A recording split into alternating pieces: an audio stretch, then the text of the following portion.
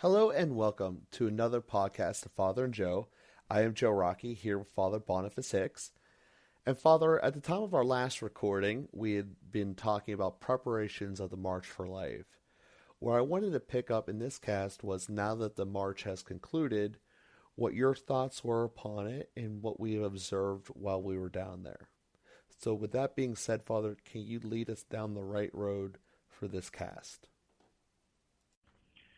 Yeah, Joe, it's a wonderful topic in the sense that uh, I find the march, and everybody I talk to finds the march to be encouraging and invigorating for what it is as a gathering of so many people who are almost entirely faith-based, almost entirely Catholic, and a certain conviction in Catholicism that it's worth taking the time to stand against abortion. And as we talked about the last time a little bit, that becomes so divisive in the so many different elements to it that I've also been impressed with the way that the authentic love for life comes through. So not just about protecting the baby in the womb, although that baby in the womb is the most vulnerable human creature, completely defenseless, and is worth being the entire focus. But we don't want to do that at the expense of the women or the expense of the mothers or promoting social evils or so many of the other objections. Many of the people driven by the women's right to choose and the pro-choice positions are also driven by good motives. They have good intentions. They see a particular evil, such as some of those social evils, the way that someone's life is so radically disrupted, the suffering that women go through, perhaps in carrying a child to term, or especially if there are complications. Sometimes a woman develops cancer and would want to have an abortion so that she can go through chemotherapy, afraid that she would die and leave the child. Anyway, there's so many different complications, or a woman that's been raped or something else, all these kinds of cases that have to be considered. But I've seen the movement develop even just in the 20 years that I've gone, and it was well developed by that time, that there is such a sensitivity to the whole breadth of issues. And that whole gathering of people is so positive, so energetic, really so loving, so generous. I mean, the people that come to the March for Life are the people that dedicate themselves and their resources to providing everything that a woman would need in order to have a baby, everything a woman would need in order to give her baby for adoption, everything a woman would need to work through her pregnancy. I mean, just the most generous people, and it's so young.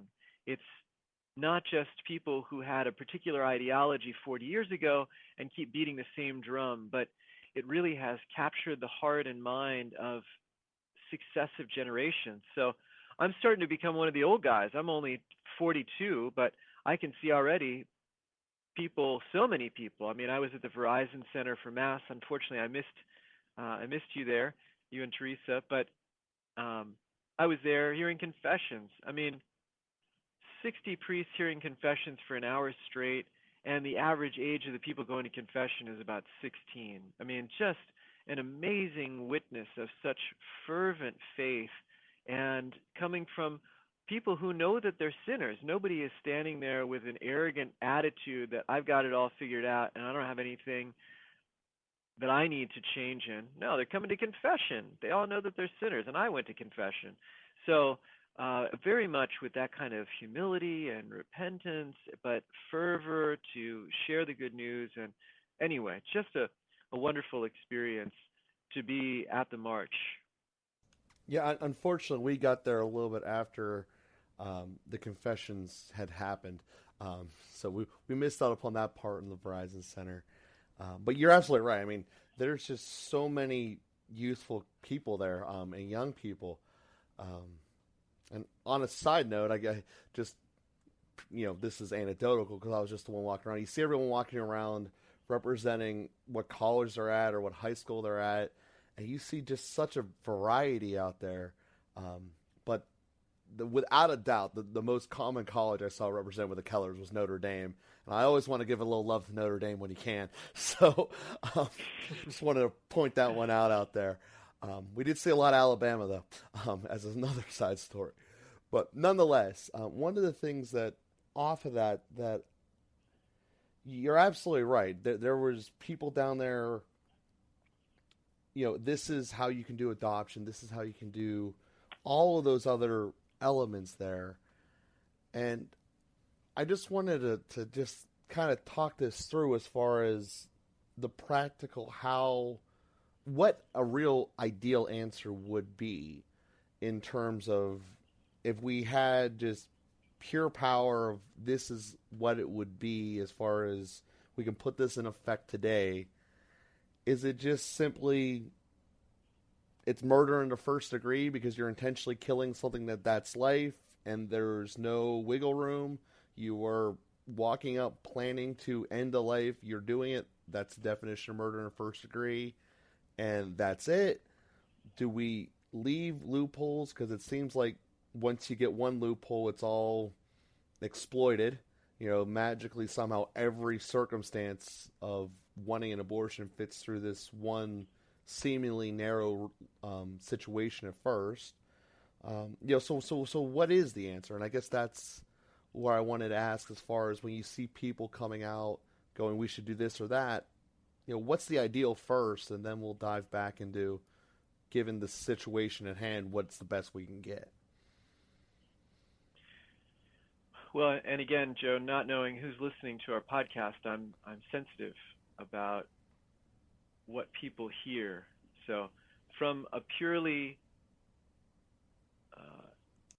abstract, rational point of view, I mean, morally speaking, the moral argument, so what moral theologians talk about and what the church teaching is exactly what you said, that it's ending an innocent life.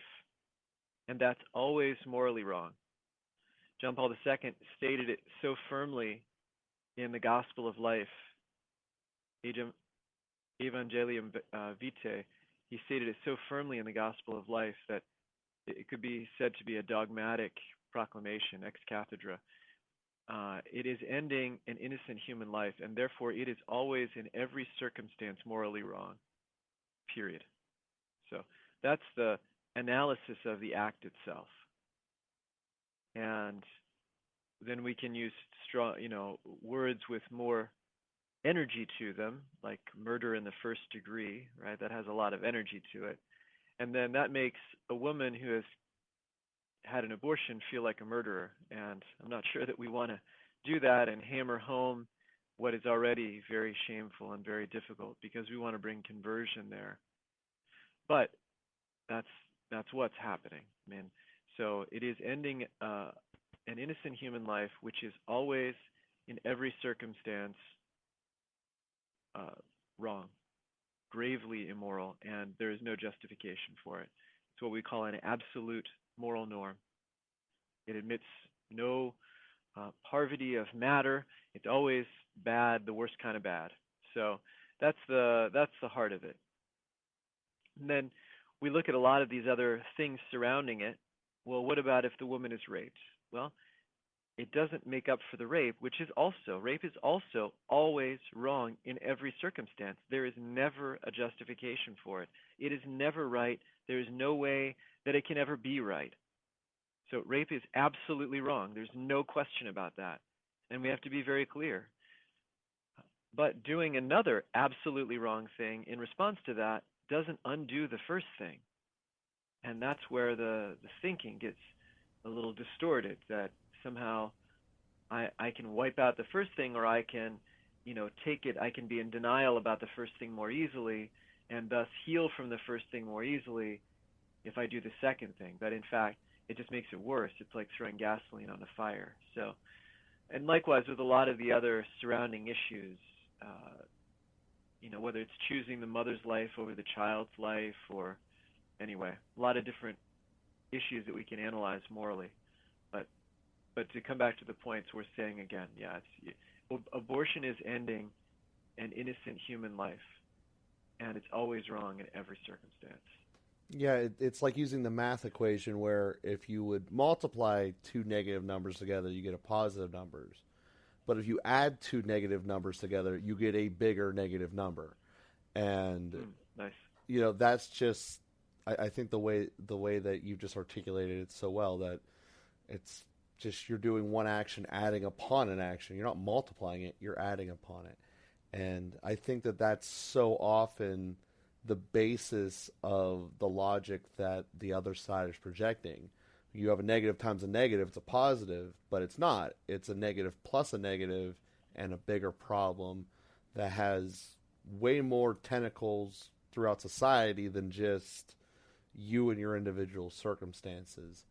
And I think that that's sometimes thing that people miss, that you are an individual. Yes, you have all your individual free will, but what you do inherently affects everything around you, and there's no way around that because we're an interconnected people.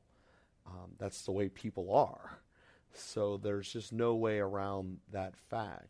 And again, not trying to discourage conversion of those who have, but more to put down that this is how we can fix the problem moving forward. As I tried to mention on the last one, I can't imagine that kind of grief and pain that you'd wake up with after the fact. And by no means am I trying to add on to that, but to make it so that people down the road don't have the problem.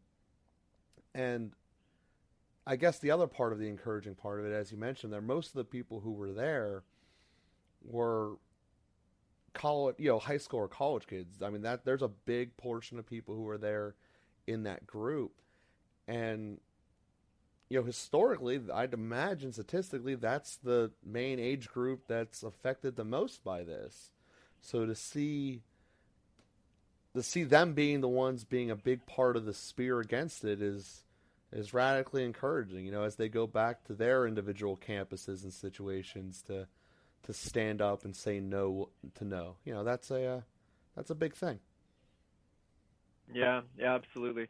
It's one of the most encouraging signs, because as I think the pro-choice camp and the pro-life camp will all agree, and I should say it, pro-life people or pro-choice people that I've talked to would be the first to say nobody wants abortion. I mean, nobody thinks that this is a good idea, that a woman should ever get abortion. I think we're both in agreement that if there were no more abortions tomorrow, we'd all rejoice in that.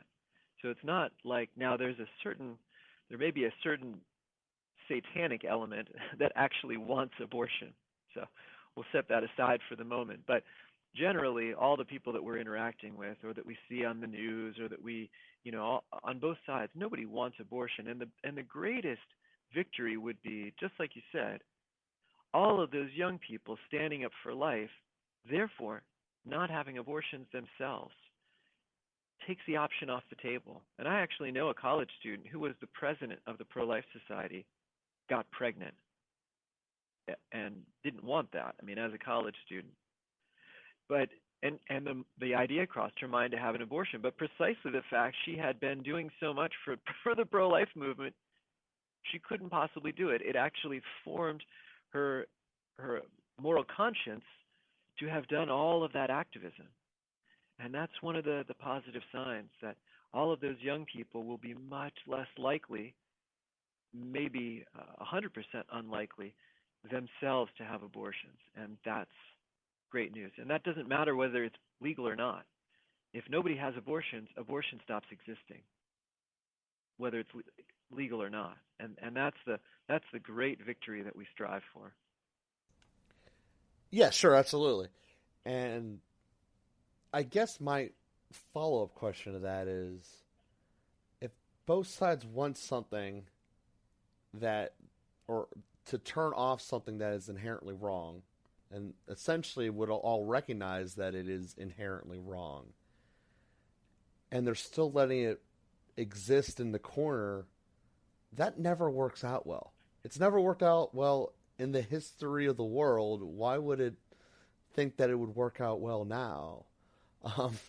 Well, the other side is not convinced that it's intrinsically wrong in every situation. And so they balance that against what they would say is a greater good that, well, all things being equal, we'd rather that, Susie never have to have an abortion. But in this situation, if Susie doesn't have an abortion, then it's going to ruin her life. Then she's shackled to this child and her future goes away. And we would rather have Susie have her freedom and independence and not be shackled to a child, like our former president said. I wouldn't punish my daughter with a child. They would rather have that a woman have an abortion than that she be punished with a child, right? So it's but the best thing would be if she didn't have to be punished with a child, if she never had a child conceived to begin with. And that's why they also push very heavily on contraception, not understanding again, and this is where the problem is, if we don't understand the nature of intrinsic moral evils, that they're always wrong in every circumstance and that doing them never helps. Even if it seems like it helps in the short term, it doesn't help in the long term. It makes things worse.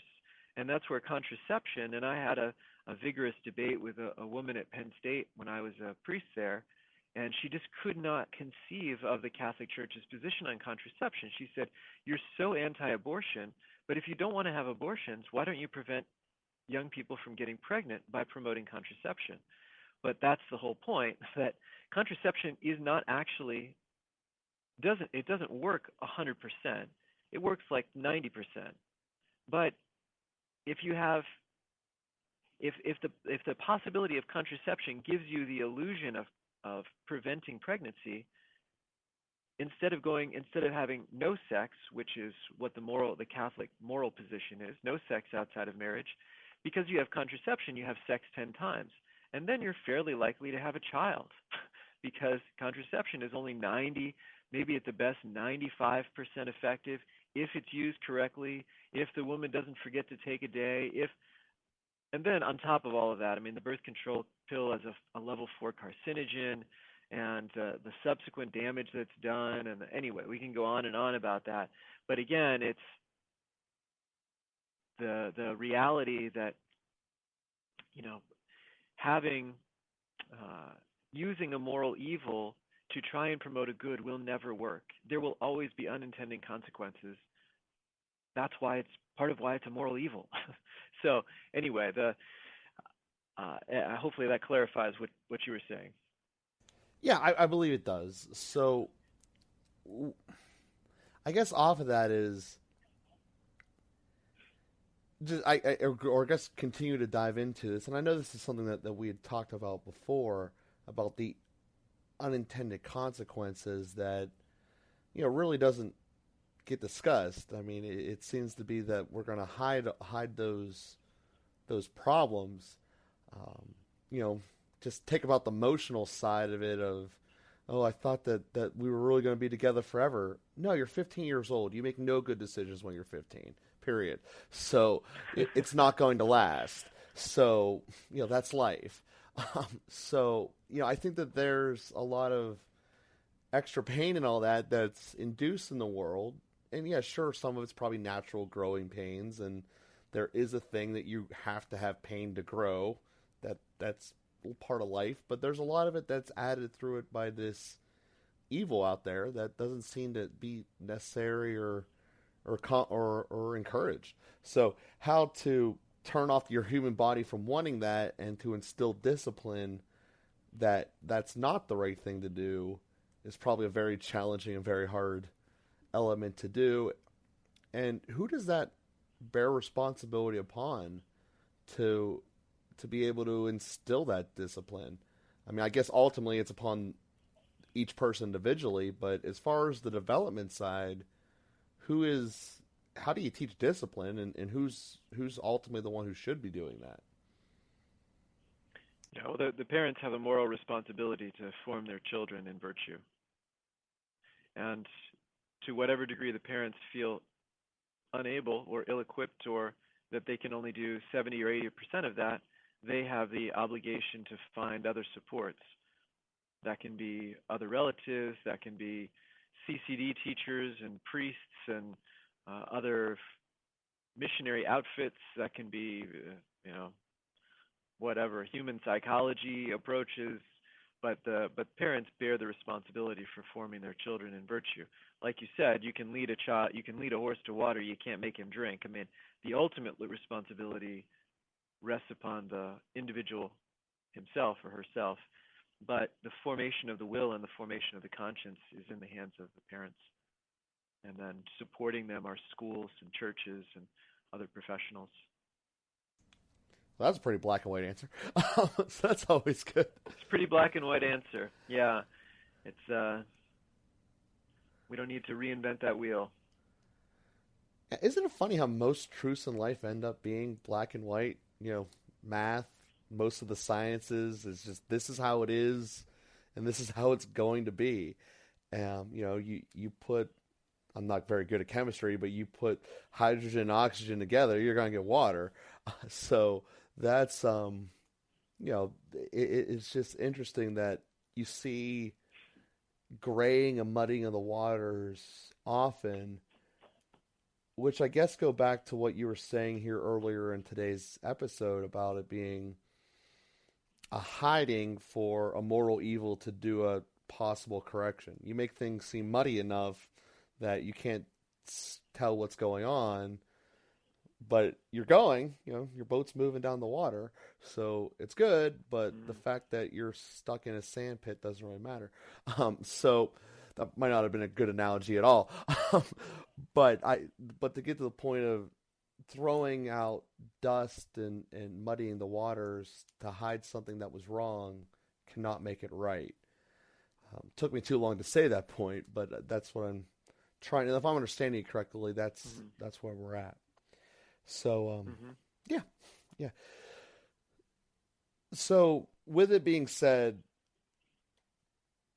absolute, it's wrong, and that's why the church stands by you don't have abortion. That's why the church stands behind you don't have contraception, because you don't want to be leading down the road that inevitably will lead to pregnancy, let alone all the things that we had discussed during the Humana Vitae portion about how it'll destroy women in the world, how it will lower standards throughout, and just cause just societal problems. But we're at a situation now where that's been around for 50 years, and how do we try to turn it back? I know that through history there were a lot of polls in the 80s that people said, I wish it was how it was 40 years ago. I wish that it was, at that point, they said a slower paced world, a more virtuous world. We're at a point where most people in this world don't even know what the right path was, what direction that even was in, and with all the muddied waters around us, how do we guide that way and know that we're pushing hard enough towards the right direction?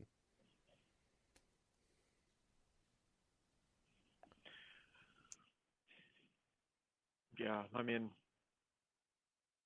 I think there are a lot of different efforts. I was just thinking it was worth mentioning a group of young people who have risen up in the last 15 years called the Culture Project, last 10 years, I guess. And they're just out of college, young.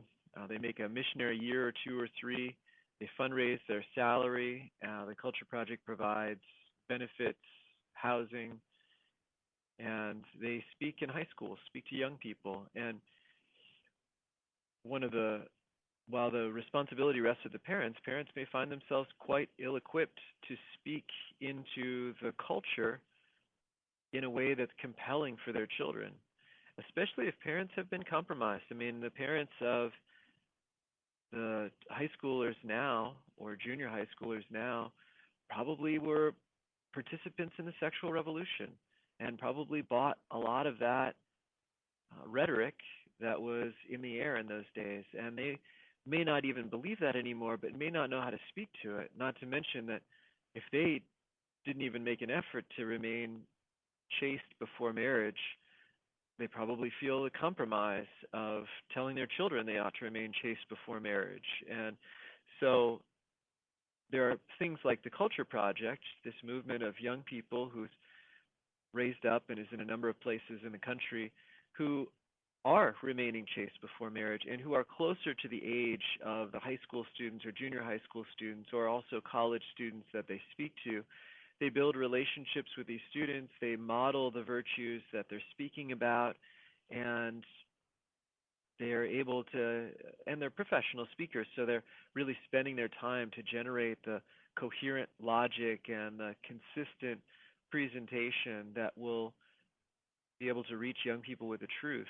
So God raises up groups like that. That's a part of the equation. They're reaching probably tens of thousands, 100,000 plus people in their ministry, also online, in person, developing relationships. But that's still only a fraction of the young people in our country. Who reaches the other people? But I think it's organic enough that we keep doing what we can. There are a number of NFP only OBGYN doctors now all over the country. There are a number of doctors that do NAPRA technology as a morally sound and actually more effective way of treating issues with infertility.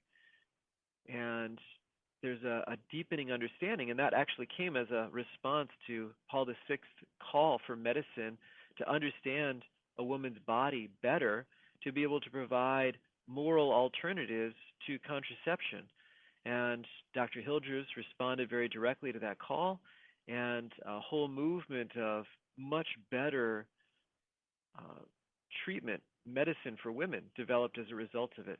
So that's another piece of the puzzle. I know a lot more women are going to using midwives, and there are schools of midwives, and these aren't actually Catholic issues, is another thing to say. Contraception and abortion have always been wrong in every culture that was simply open to using natural reason. So you don't need faith to believe all of these things. And there are a lot of people with no faith who still believe very strongly in the pro-life movement and anti-contraception movement, and thus an expression of medicine that's more friendly to women and actually more effective. So anyway, the point is there's lots of different things that are developing. How do you measure it? I don't know. I'm sure you can measure it statistically, but I think we just have to measure it by our own personal faithfulness. Am I doing what God is asking me to do?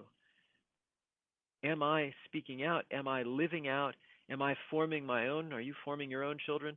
Am I forming my own spiritual children? Am I doing what God is calling me to do to participate in this movement of truth and freedom that God wants for us to be flourishing human beings? And you've just opened so much up there, Father, and that's going to be the direction we go into with this next cast, about how medicine is growing and getting better. That's something that's remarkable that, really should be encouraged throughout. And also, I would like to encourage everyone to continue listening. We thank you guys for clicking subscribe to the podcast here and listening to us each Tuesday. Please help us to continue the cast.